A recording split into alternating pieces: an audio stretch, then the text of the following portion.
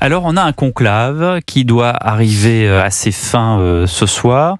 Alors, ça me rappelle toujours cette expression de Churchill qui disait qu'est-ce qu'un dromadaire ? Un cheval dessiné par une commission.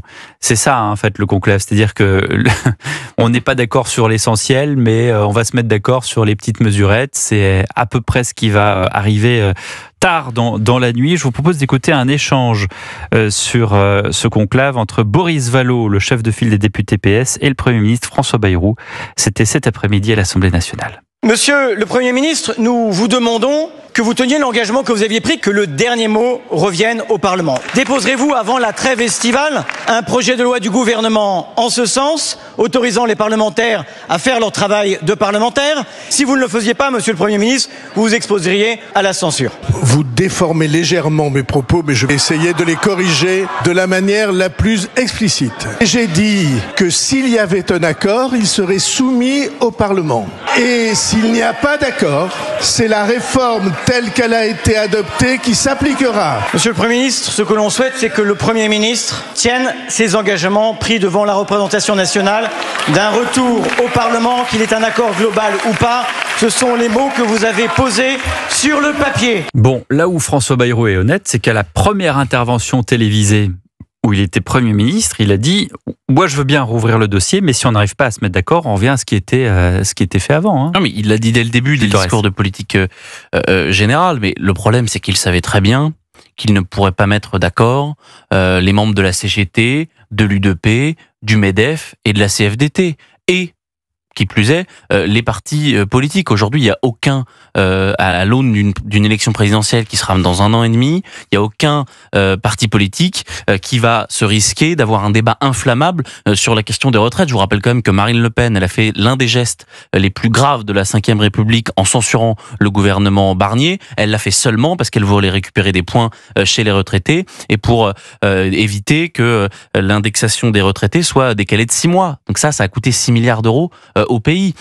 Donc le problème, c'est que personne n'est prêt à avoir ce débat, et moi c'est ce qui me sidère un petit peu, c'est que notre débat politique, il est tellement déconnecté de la réalité, mais sur tous les sujets.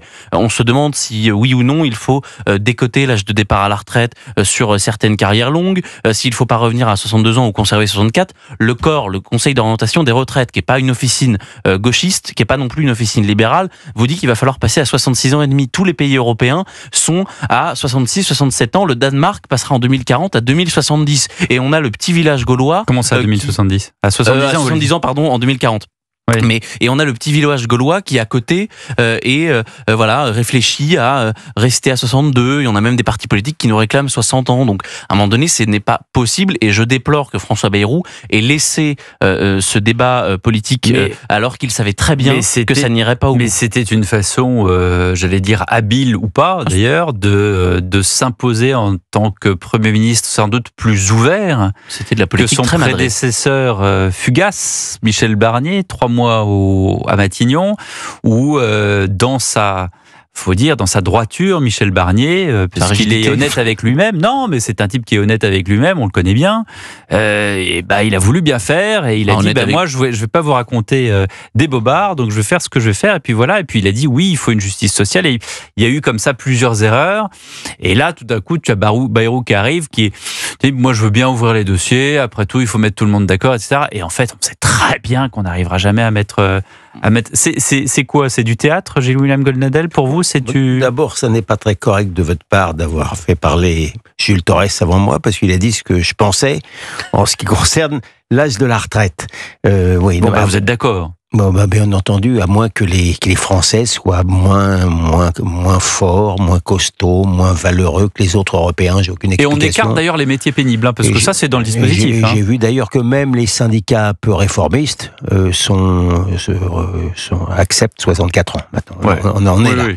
Bon, pour le reste. Et le MEDEF, à contrario, accepte la pénibilité et les carrières des femmes, puisqu'évidemment elles enfantent, ce que nous ne faisons pas. Pour le reste, je suis là des jeux parlementaires de dignes de la 4e République.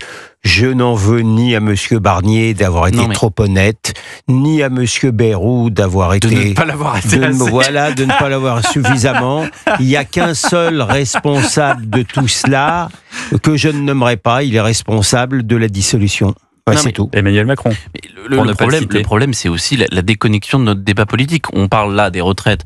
Je le disais, on est à 62-64 ans alors que tous les autres pays sont à beaucoup plus. On a des débats sur l'immigration avec des lois qui sont soit détricotées par le Conseil constitutionnel, soit qui sont qui ont 20 ans de retard déjà sur l'immigration. Je ne parle même pas de la question du narcotrafic où on lutte contre des entreprises du CAC 40 et on vote des petites lois qui ne servent pas à grand chose. C'est la même chose sur la justice des mineurs. On a un rajeunissement de la violence qui n'a jamais été tel et on fait voter des petites lois. On a des débats picrocolins sur les ZFE alors que les Français sont complètement contre. Sur les frères musulmans, Maître Golnadel a absolument raison. Donc tout est déconnecté de la réalité de ce que vivent les Français et à tel point que ceux qui disent que François Bayrou n'a pas de cap, qu'on est dans un immobilisme, mais c'est même peu de le dire en réalité.